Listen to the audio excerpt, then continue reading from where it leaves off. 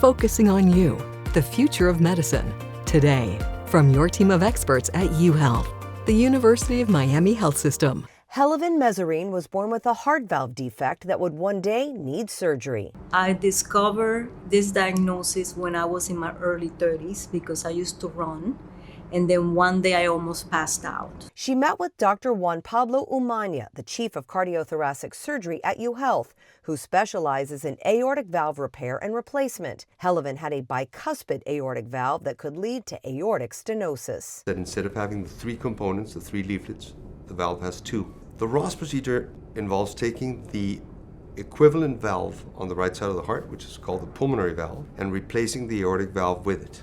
Then we take a pulmonary homograft, which is a human donor valve, and replace the patient's pulmonic valve with it.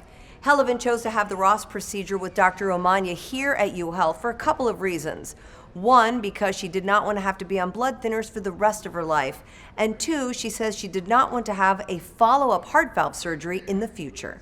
It's a living valve, so you're basically changing very little inside the heart in terms of how the heart functions, of the limitations you're placing on the heart by implanting something that's completely foreign, as is the case when we replace it with an artificial valve. The heart works better, the lungs work better, everything goes back to normal.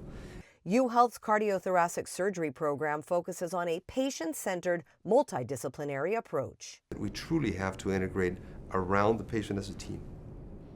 That is what excites me about the aortic program, and the reason why we're bringing in different specialties to interact and be able to offer the patients the best operation at the right time and for the right reason.